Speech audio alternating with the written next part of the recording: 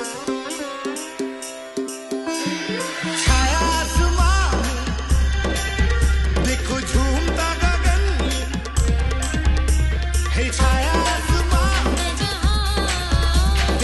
बंधुरा आज के एसছি नवमी स्पेशल सर्षे पोस्त दिए आलू बेगुने पाबदार झाल तार जন্য আমি কিন্তু সরষে পোস্ত কাঁচা লঙ্কা টমেটো একসাথে বেটে একটা পেস্ট বানিয়ে নিয়ে আমি একবারে রান্নাঘরে চলে গেছি। বাকিটা তোমাদের সঙ্গে শেয়ার করছি, সাথে থাকো।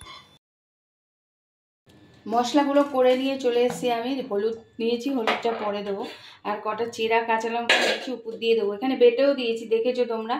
আর বেগুন তো কাটাই ছিল, আলুটা কেটে নিয়েছি, ধনে পাতাটা একটু ধুয়ে নিয়েছি।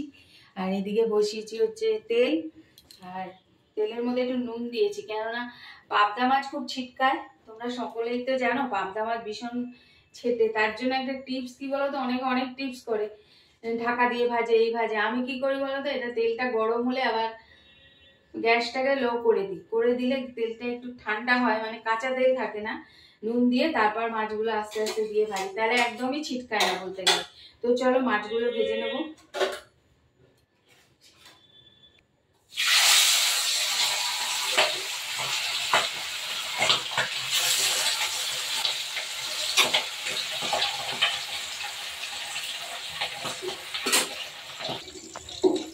এই যে মাছ কটা তুলে নিয়ে আবার চারটে ছেড়ে দিয়েছি, বাকিগুলো ভেজে নিয়ে তারপর একবারে ফেরত আসি। পাবদা মাছগুলো সব ভাজা হয়ে গেছে, তুলে নিয়েছি। এবার বড় বড় করে বেগুন দেবো, মাঝখান দিয়ে চিড়ে নিয়েছি, দেখিয়েছি। এগুলো একটু ভেজে নেব, নুন হলুদ মাখিয়ে এগুলো একটু ভেজে নেব।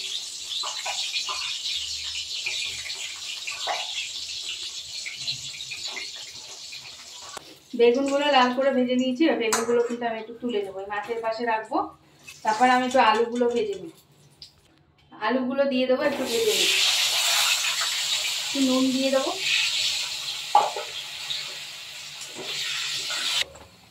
আলুগুলো তুলে নিলাম, ভাজা হয়ে গেছে আলুগুলো। এই তেলে একটু কালো জিরে দিয়ে দিলাম, দিয়ে একটু হলুদ দেব।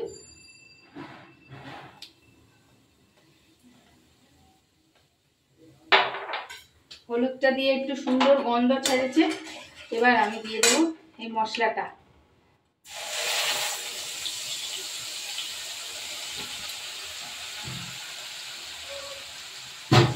কাটি ধোয়া জলটা দিলাম, এটা একটু কষলে পরে আবার ফিরে আসছে। মশলাটা কষে গেছে, তেল বেরিয়ে এসছে দেখো। আর এটা কিন্তু একটু মাখা মাখা করবো, বেশি জল দেবো না। আর এগুলো তো সব ভেজে নেওয়া সিদ্ধই মতোই আছে। এবার দিয়ে দিলাম জল। এই সময় একটু নুনটা দেখে নেবে।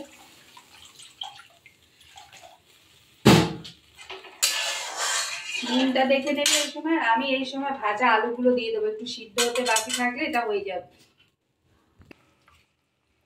ঝোলটা ফুটে উঠেছে, মাছগুলো দিয়ে দেবো।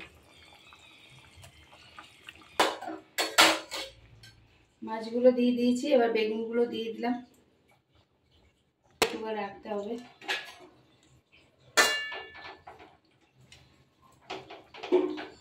গোটা চেরা কাঁচা লঙ্কা আর ধনে পাতা, কিছুটা ধনে পাতা গার্নিশিং এ দেবো, তাই রাখলাম। তো এবার কিন্তু আমি গ্যাসটা অফ করে সার্ভ করে দেবো। এবার আমি সার্ভ করে দিচ্ছি।